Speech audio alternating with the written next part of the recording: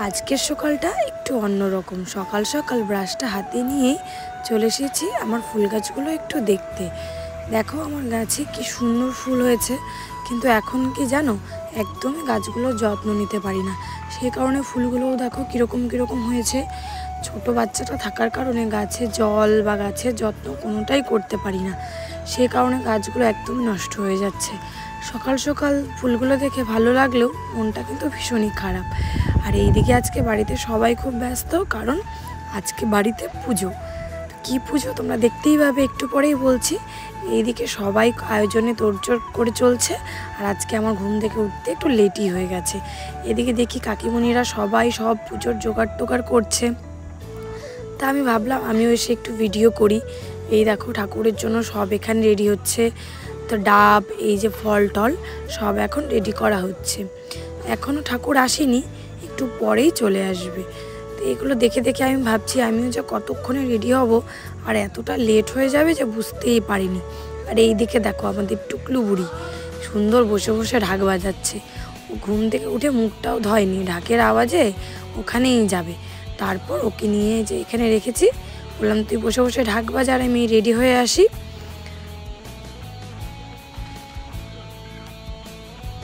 তো এই যে দেখো আমিও রেডি হয়ে গেছি।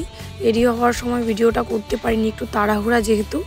আর এইদিকে আমার গুডলু পুচুটাকেও রেডি করে দিয়েছি। ও রেডি হয়ে এসে আবার সে ঢাকের পাশেই বসবে। ঢাক যে ওর এত প্রিয় কেন, ছোটোবেলা থেকে কিছুতেই বুঝি না।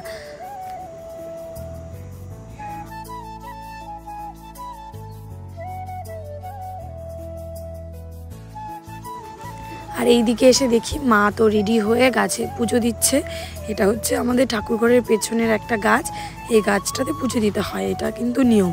আর মা আমাকে তখন বলছে এত দেরি হয়ে গেল উঠতে, আমি যে আর কি বলবো।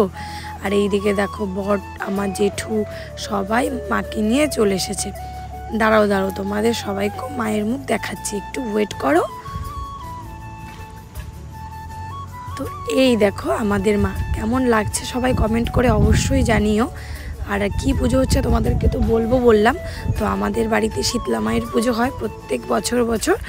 তো কেমন হয়েছে ঠাকুরটা, মায়ের মুখটা দাঁড়াও দেখাচ্ছি তোমাদের একটু সামনে থেকে।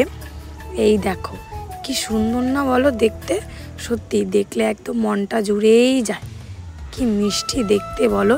তো এই দিকে এই মাকে নিয়ে চলে এসেছে, আর আমিও চলে এসেছি বরণের থালা নিয়ে। মাকে বরণ না করলে হবে, বরণ করে তবেই তো ঘরে নিতে হবে।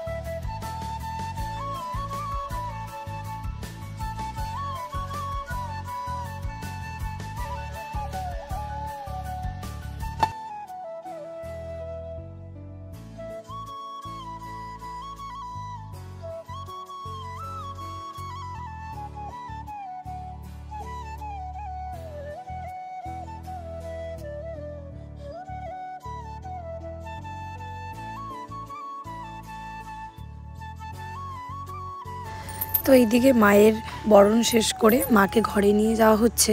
এবছর কিন্তু মাকে ভেতরে মন্দিরে ঢোকাতে খুবই কষ্ট হয়েছে। মন্দিরের তুলনায় এবছর মায়ের মূর্তিটা একটু বেশি বড় হয়ে গেছিল, এর জন্য খুবই কষ্ট করে এবার মাকে কিন্তু ভেতরে নিতে হয়েছে। তো এই যে দেখো এখানে মাকে বসানো হচ্ছে। তো ওই মায়ের সব কাজ সেরে আমি এই ফাঁকে একটু চলে এসেছি ছাদে।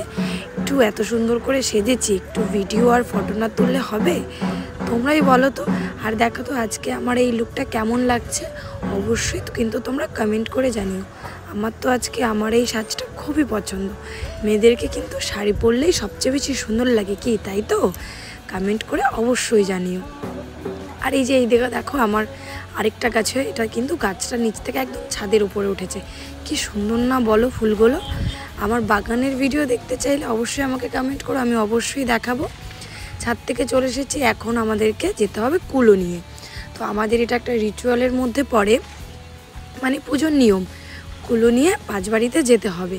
না হলে কিন্তু মায়ের পুজো একদমই অসম্পূর্ণ, এটা না করলেই না। আর এইদিকে দেখো মামি আমার সাথে ইয়ার্কি করছে, আর মামি আমাকে এটা পরিয়ে দিচ্ছিল, আর আরেকজন কুলোটা নিয়েছিল, তার মাথা থেকে আমাকে এখন নিতে হবে।